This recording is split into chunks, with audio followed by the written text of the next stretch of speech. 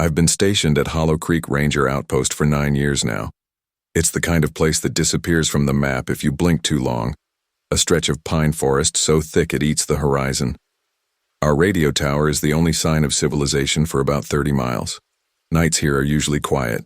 You hear crickets, wind, maybe the distant rumble of a truck if the weather's right. But that night, I heard something else. It was around 2:17 a.m. when the static started. The base radio crackled to life on its own. A wall of white noise. Not the usual interference, but something deeper. It had weight to it, like the air itself was grinding against the signal. I leaned forward, half asleep, and reached for the dial. Before I could touch it, the static stopped, and a voice came through. "Mayday, anyone copy? We're lost. Please." Then silence. I froze. The signal ID flashed for channel 7, the old emergency frequency. But that channel hadn't been used in years. We switched to digital long ago. I called it back anyway. "This is Hollow Creek Outpost. Identify yourself." No reply. Just the faint hum of the forest beyond the window. After a few minutes, I logged the incident and went outside to check the tower. The night air was sharp, colder than usual. The pine trees swayed like they were breathing, and somewhere far down the ridge, I could hear the faint echo of a radio transmission, not through the speaker but through the forest itself, like the sound was alive, moving between the trees. That's when the line crackled again. "Help us. We're near the water line. He's still out here." The signal broke into static, then laughter. Not normal laughter. Warped, reversed, as if the sound itself had been bent backward. And then, a third voice. Clear. Close. Right behind me. "You shouldn't have answered." I spun around. Nothing but trees. But the air felt wrong. Thick, heavy, humming faintly with the same frequency as the radio tower. When I looked back toward the outpost, I saw the signal light on top of the antenna flicker twice, then turn off completely. And in that instant, every creature in the woods went silent. I didn't sleep after that. By morning, I convinced myself it had to be a glitch. Maybe the tower was picking up cross-frequency interference from some old CB unit out in town. Still, I filed the report. Headquarters didn't care. "Could be atmospheric distortion," they said. "Happens during temperature drops." That night, I decided to check the ridge myself. The signal log had stored the last coordinates before the blackout. A rough ping about 2 miles north of the creek bed, near a section of forest that had been closed since the 80s. Old fire damage, dangerous terrain. But the weird thing, that area didn't have any coverage. No towers, no lines, no power. I packed my gear and went before sundown. By the time I reached the tree line, the sun had already dipped below the ridge. The forest looked wrong. No birds, no wind, not even the usual rustle of leaves. Just stillness, like the world was holding its breath. About a mile in, I found something strange. A piece of rusted metal half buried in moss. Looked like an antenna, maybe from an old emergency relay. Next to it, lying in the dirt, was a radio headset, the kind used by park rangers decades ago. When I picked it up, the earpiece clicked softly, and a low hum filled my head. It wasn't coming from the radio. It was inside my ears, vibrating through the bone. Then, a whisper. Frequency 141.7. Static followed. Then silence. I dropped the thing and stepped back. But my handheld receiver, the one I brought from the station, suddenly blinked awake. Same frequency. 141.7. No signal should have been active on that band, and yet, there it was. I hesitated, then tuned in. A man's voice came through, muffled, distorted, but human. "Outpost, if anyone's listening, we found the bodies. Oh God, they're talking." The signal cut, replaced by faint breathing and the sound of water dripping. Then, beneath it, something else. My name. Evan. I froze. I hadn't said my name over the air. "Evan, don't go deeper." The voice was trembling. Familiar. I replayed it in my head. It sounded like me. I turned off the radio, heart hammering. The air around me was colder now, mist rolling through the trees even though the night wasn't that cold. Then, somewhere ahead, a light flickered, pale, steady, like a lantern swinging in the distance. I called out, "Who's there?" No answer. But the light started to move, deeper into the forest. I followed slowly.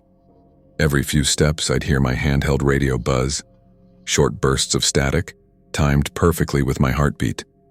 Like the forest was sinking to me. When I finally reached the clearing, the light stopped. And there, standing in the center, was a figure holding an old ranger's lantern.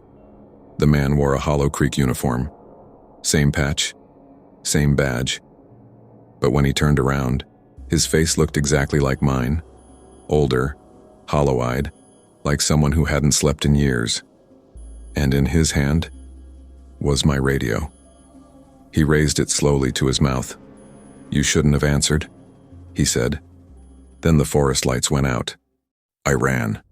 Branches clawed at my jacket, the forest swallowing every sound except my ragged breathing. When I finally looked back, the clearing was gone, like it had never existed.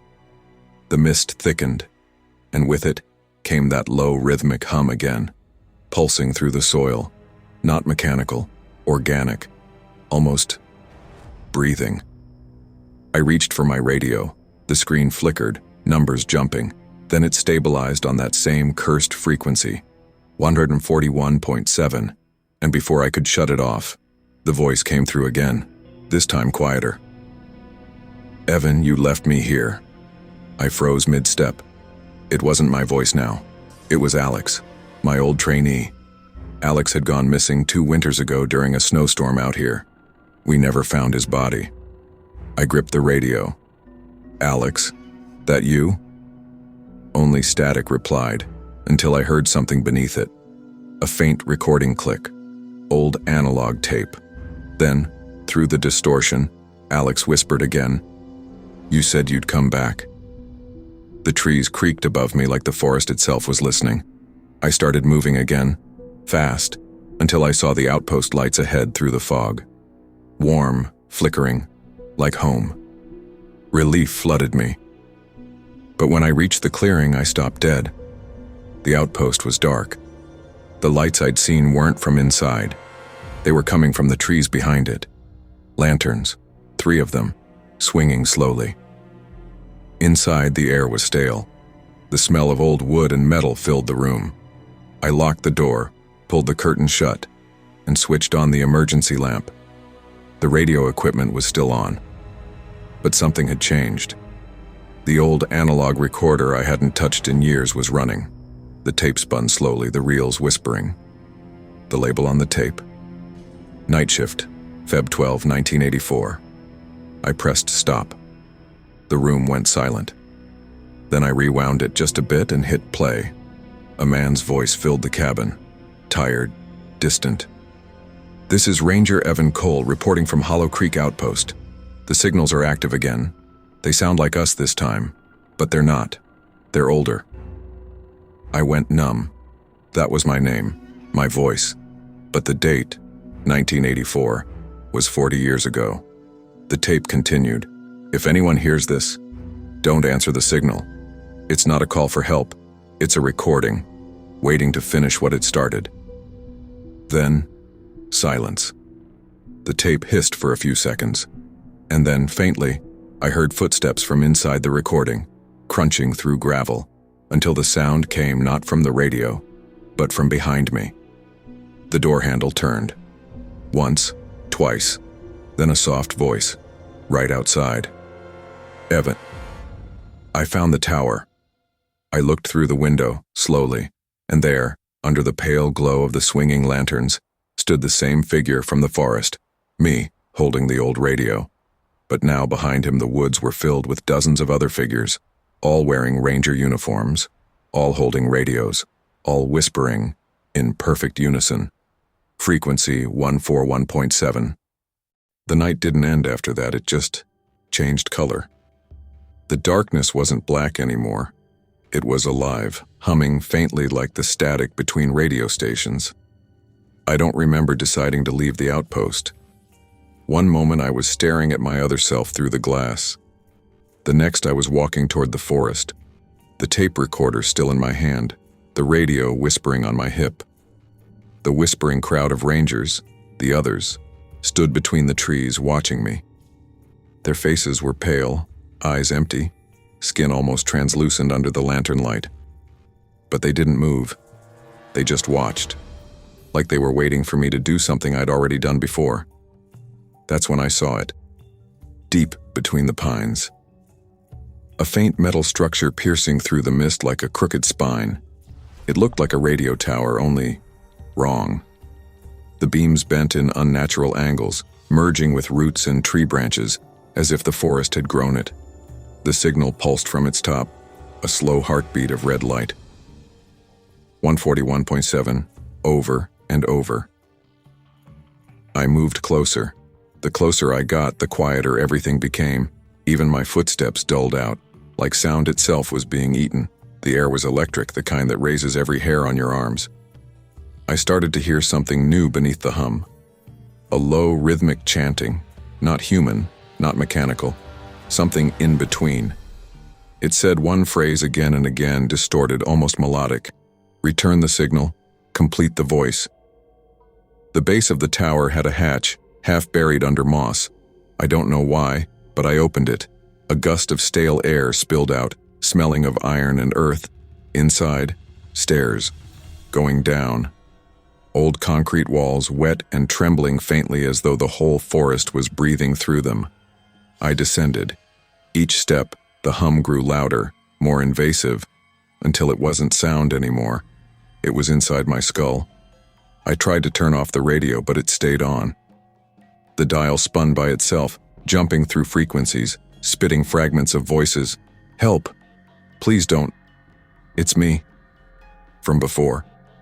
At the bottom, the stairs opened into a massive underground chamber, a circular room lined with decaying speakers, old reel-to-reel machines, and a central column of pulsating light that looked alive.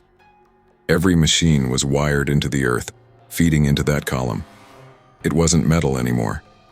It was tissue, veins, and within the glow, something moved.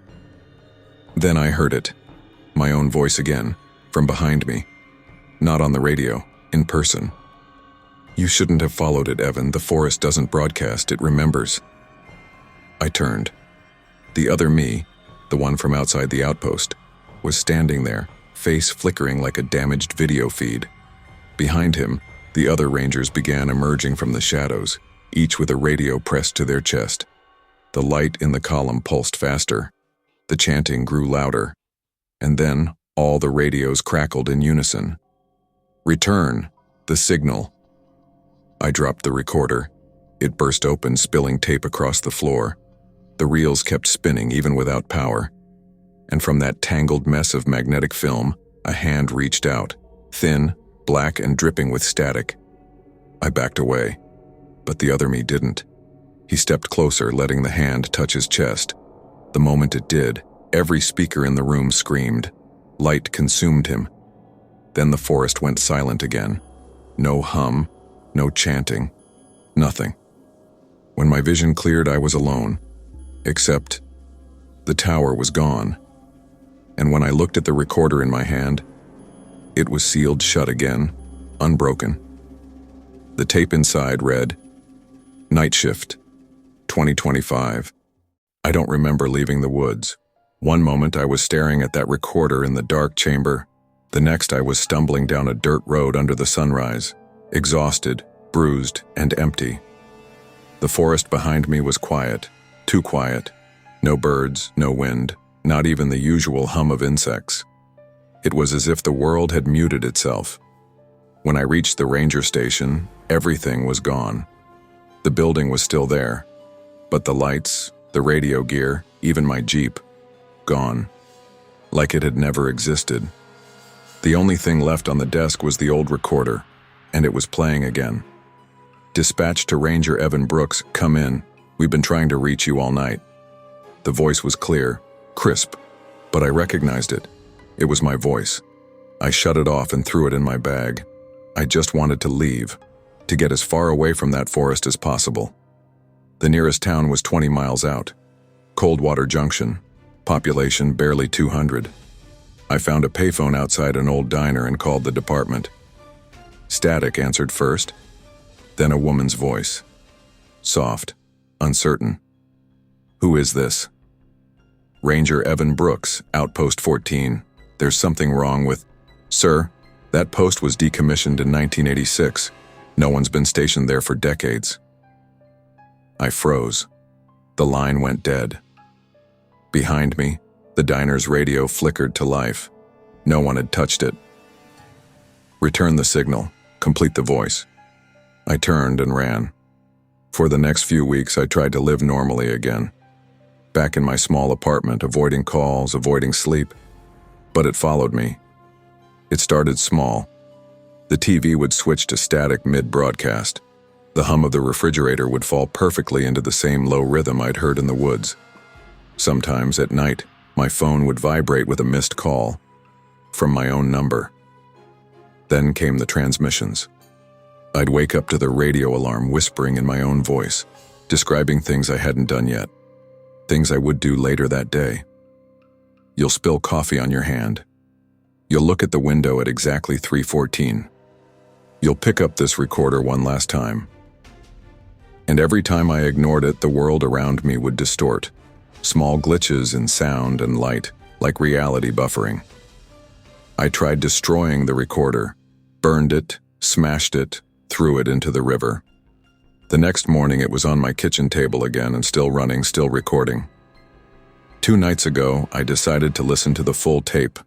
It was almost an hour long, a seamless loop of everything I'd ever said in that forest. But near the end, the voice changed. It wasn't mine anymore. It was deeper, slower, and it said, "We are the echo beneath the signal. You transmitted us once. Now you keep us alive." I didn't understand what it meant until the static started leaking from the speakers. Not sound, movement. The air rippled, and I saw shapes forming inside it. Silhouettes of the Rangers, their hollow eyes staring through the distortion. I shut it off. But they didn't fade. They're still here. They speak when the static hums. They whisper through my power lines, my walls, even the phone I'm talking into now. Every time I try to tell someone, they say they can't hear anything. But I know it's spreading. The hum is in every frequency. In car radios, phone signals, even the wind between buildings. It's all one transmission now, and every time I speak, I feel it copying my words, sending them somewhere else. Maybe that's what you're hearing right now. Maybe I'm not talking to you at all. Maybe this is just the recording. Either way. Don't tune to 141.7. If you already have, it's too late.